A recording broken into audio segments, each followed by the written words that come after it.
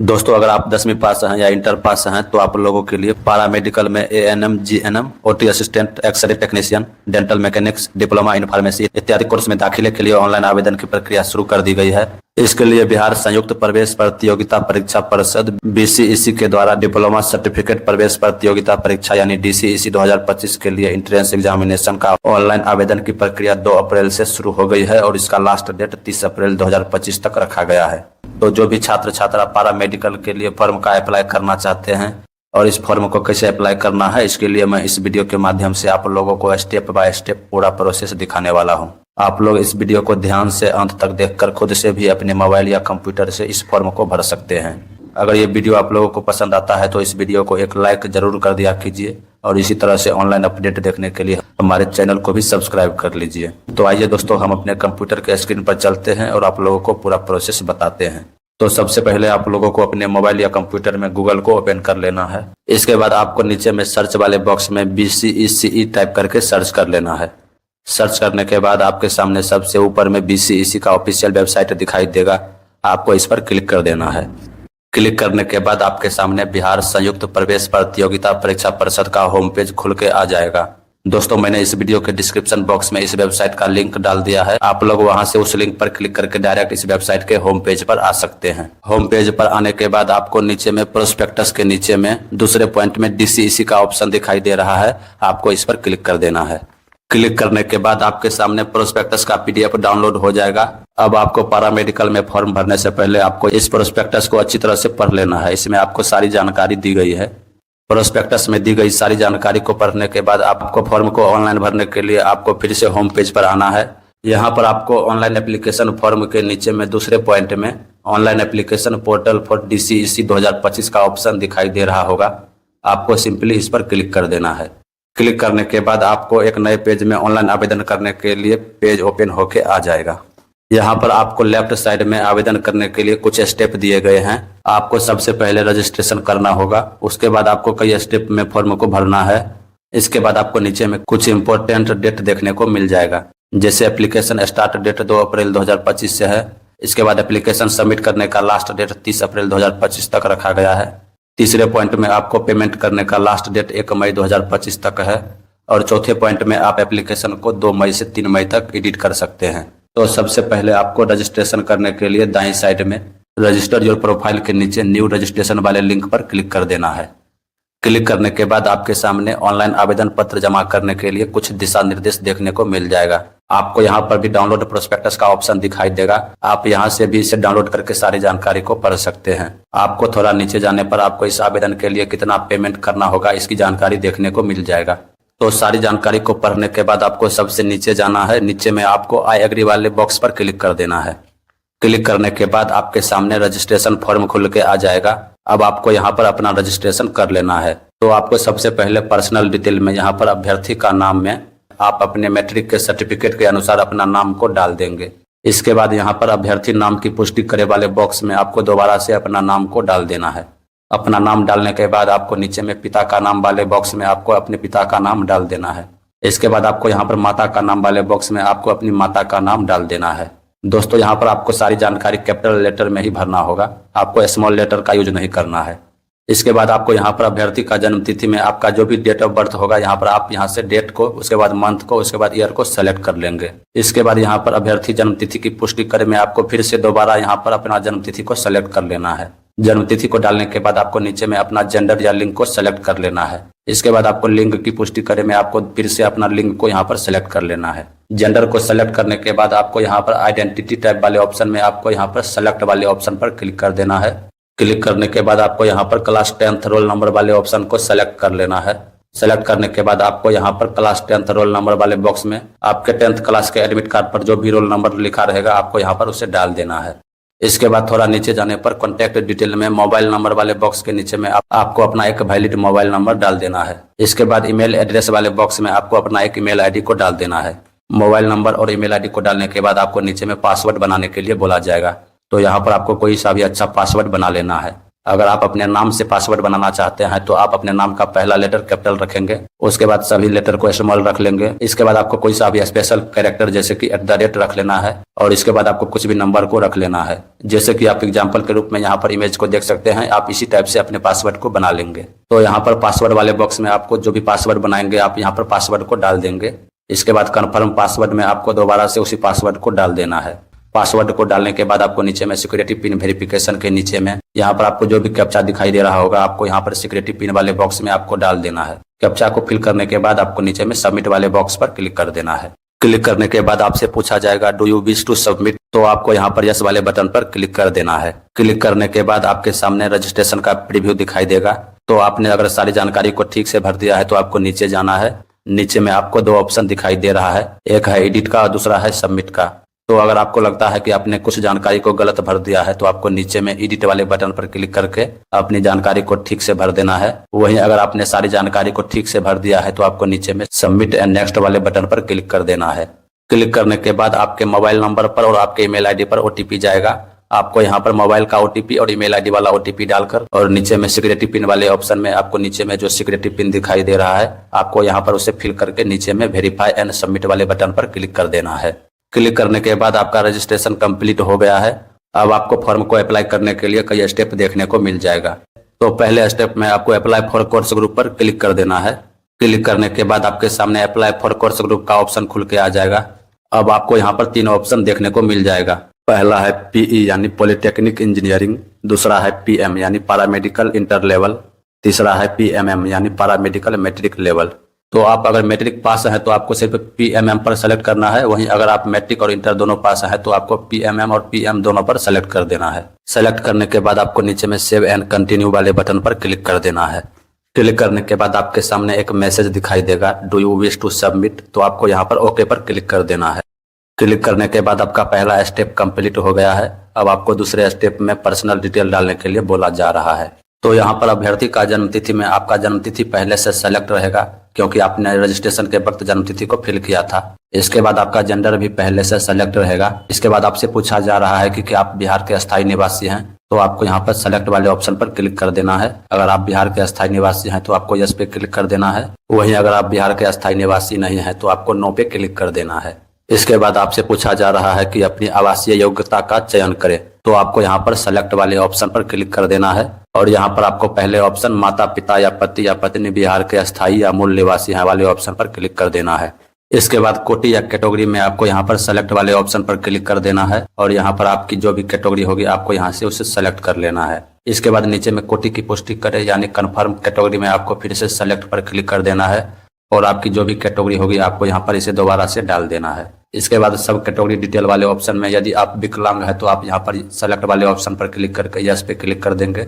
वहीं अगर आप विकलांग नहीं है तो आपको नो पे क्लिक कर देना है।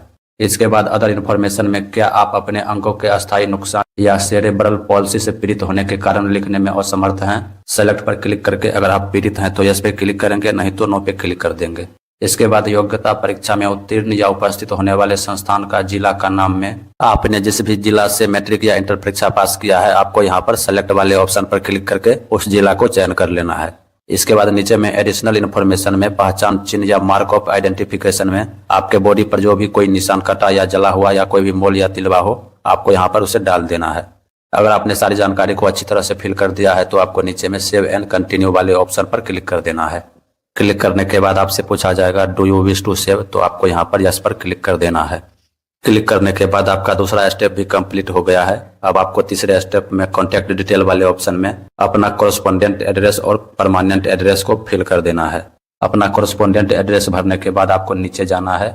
नीचे में अपना परमानेंट एड्रेस डालने के लिए बोला जा रहा है। तो अगर आपका परमानेंट एड्रेस और कॉरेस्पॉन्डेंट एड्रेस दोनों सेम है तो आपको यहाँ पर सेम एज कॉरेस्पॉन्डेंट एड्रेस वाले बॉक्स पर सही टिक कर देना है। वहीं अगर आपका परमानेंट एड्रेस अलग है तो आपको नीचे में अपना परमानेंट एड्रेस को अच्छी तरह से भर लेना है। अपना एड्रेस भरने के बाद आपको नीचे में सेव एंड कंटिन्यू वाले बटन पर क्लिक कर देना है। क्लिक करने के बाद आपसे पूछा जा रहा है कि do you wish to submit, तो आपको यहाँ पर यस पर क्लिक कर देना है। क्लिक करने के बाद आपका कॉन्टैक्ट डिटेल वाला स्टेप भी कंप्लीट हो जाएगा। अब आपको अगले स्टेप एजुकेशनल इन्फॉर्मेशन में यहाँ पर आपको 10th और 12th की सारी जानकारी को अच्छी तरह से भरना है। तो यहाँ पर ऊपर में क्लास 10th के डिटेल में यहाँ पर आपको पासिंग स्टेटस में सेलेक्ट पर क्लिक कर देना है। और यहाँ पर आपको पास पर क्लिक कर देना है। इसके बाद पासिंग ईयर में आपको नीचे में सेलेक्ट पर क्लिक कर देना है और आपने जिस भी वर्ष मैट्रिक की परीक्षा पास किया है आपको यहाँ से उसे सेलेक्ट कर लेना है। इसके बाद यहाँ बोर्ड वाले ऑप्शन में आपको सेलेक्ट करके आप जिस भी बोर्ड से मैट्रिक की परीक्षा पास किए हैं आप उसे सेलेक्ट कर लेंगे। वहीं अगर आप जिस बोर्ड से मैट्रिक की परीक्षा पास किए हैं और उसका नाम इस लिस्ट में नहीं है तो आपको नीचे में अदर रिकॉग्नाइज बोर्ड पर क्लिक कर देना है। क्लिक करने के बाद अदर बोर्ड वाले ऑप्शन में आपको उस बोर्ड का नाम टाइप करके लिख देना है। इसके बाद सब्जेक्ट वाले ऑप्शन में आपको सेलेक्ट करके ऑल सब्जेक्ट को सेलेक्ट कर लेना है। इसके बाद इंस्टीट्यूट नेम एड्रेस में आपने जिस भी स्कूल से मैट्रिक की परीक्षा पास किया है यहाँ पर आपको उस स्कूल का नाम टाइप करके लिख देना है। इसके बाद मैक्सिमम मार्क वाले ऑप्शन में आपको जितना भी टोटल मार्क का एग्जाम हुआ था आपको यहाँ पर टाइप कर देना है। इसके बाद ऑब्टेन्ड मार्क में आपको जितना भी नंबर प्राप्त हुआ है आपको यहाँ पर उसे डाल देना है। इसके बाद परसेंटेज पर क्लिक करने के बाद आपके सामने परसेंटेज दिखाई देने लगेगा।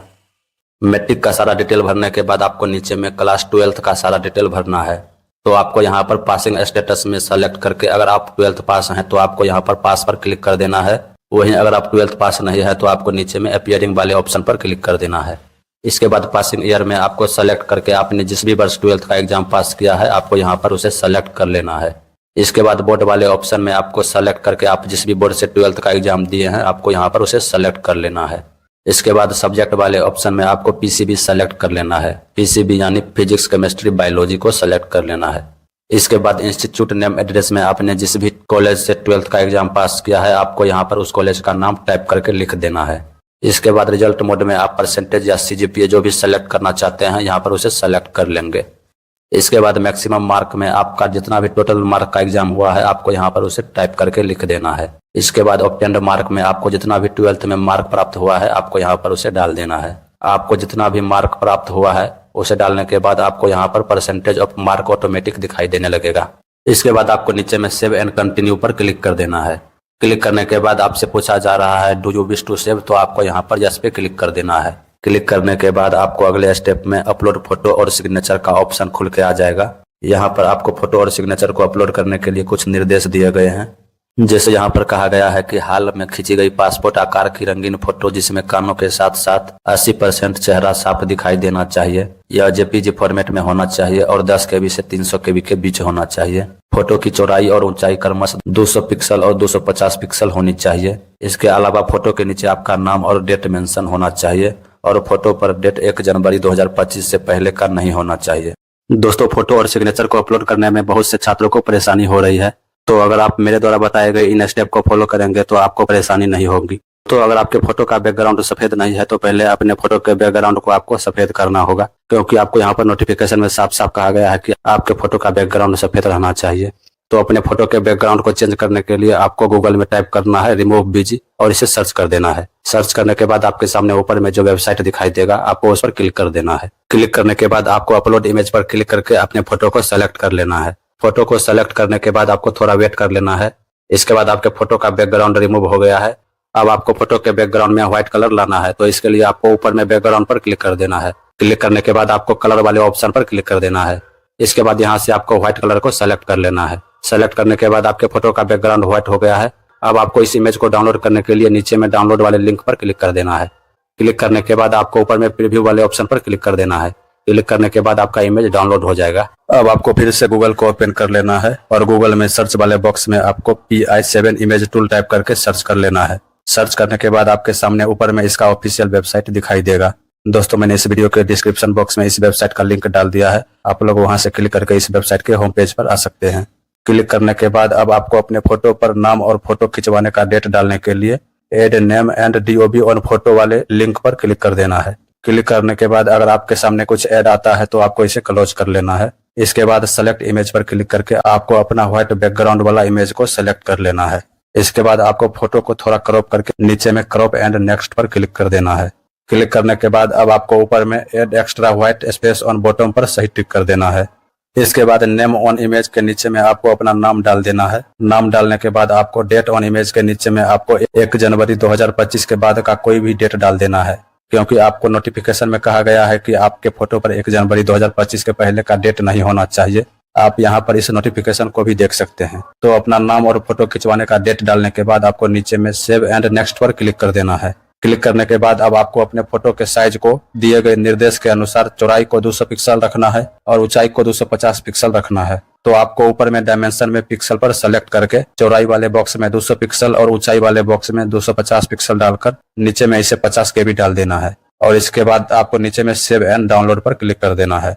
क्लिक करने के बाद आपका इमेज डाउनलोड हो जाएगा। अब आपको अपने सिग्नेचर का पिक्सल चेंज करने के लिए फिर से इस वेबसाइट पर बैक हो जाना है।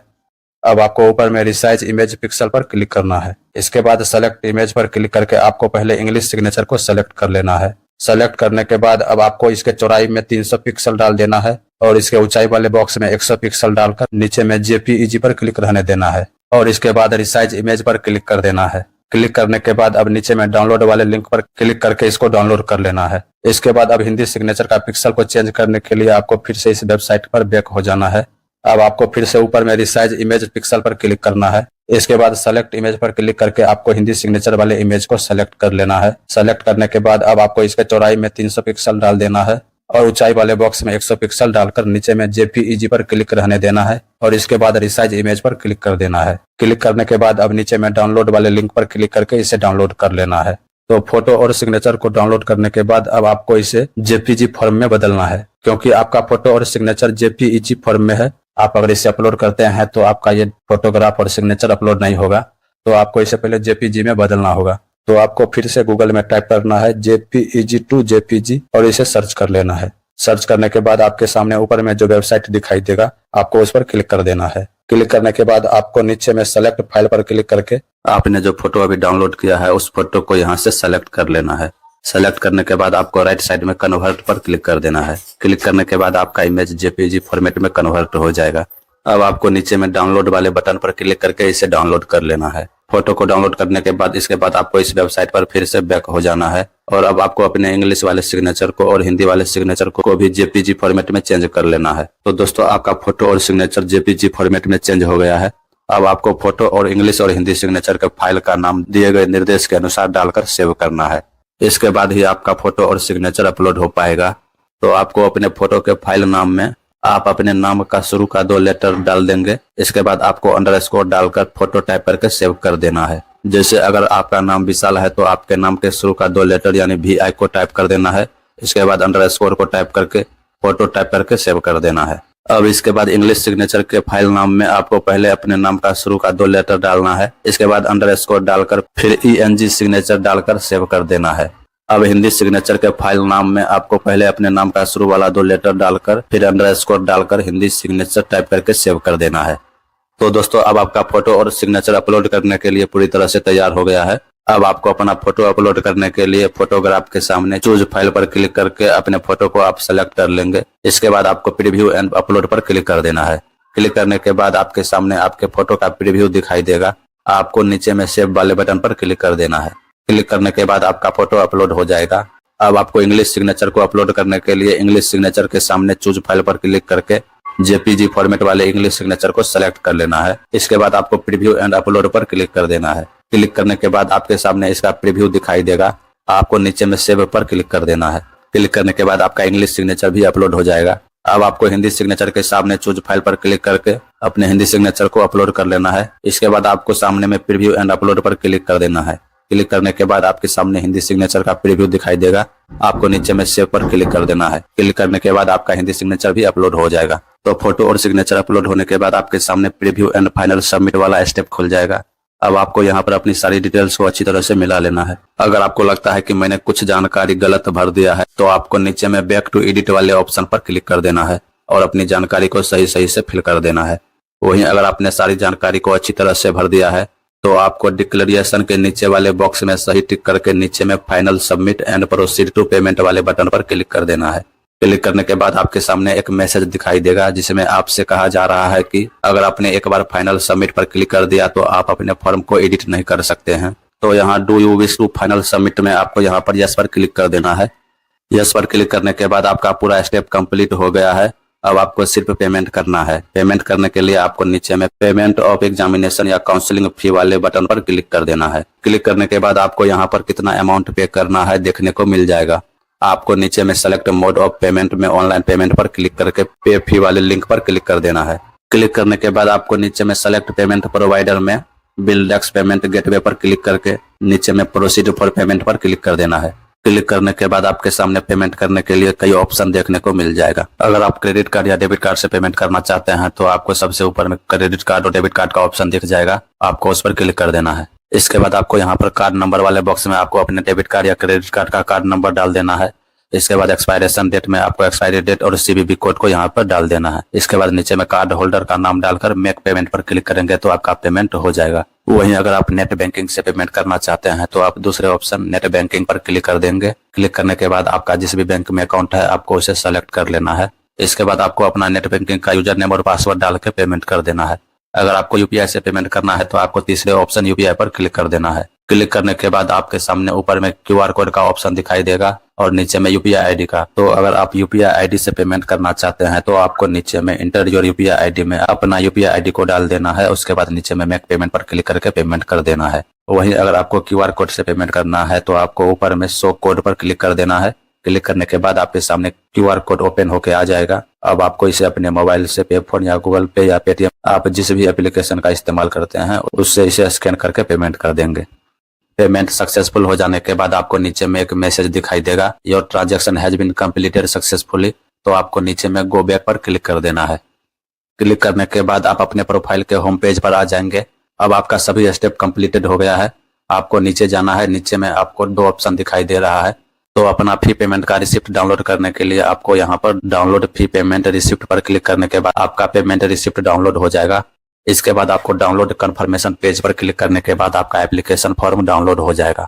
यहाँ पर 5 पेज में आपका कंफर्मेशन पेज है तो आपको इसे प्रिंट करके रख लेना है। तो प्रिंट करने के लिए आपको यहाँ पर प्रिंट वाले आइकन पर क्लिक करके इसे प्रिंट कर लेना है और प्रिंट करके इसे भविष्य के लिए रख लेना है। तो दोस्तों इस वीडियो में मैंने आप लोगों को बिहार पैरामेडिकल में एडमिशन के लिए एंट्रेंस एग्जामिनेशन का फॉर्म कैसे भरना है इसका स्टेप बाय स्टेप पूरा प्रोसेस बताया है।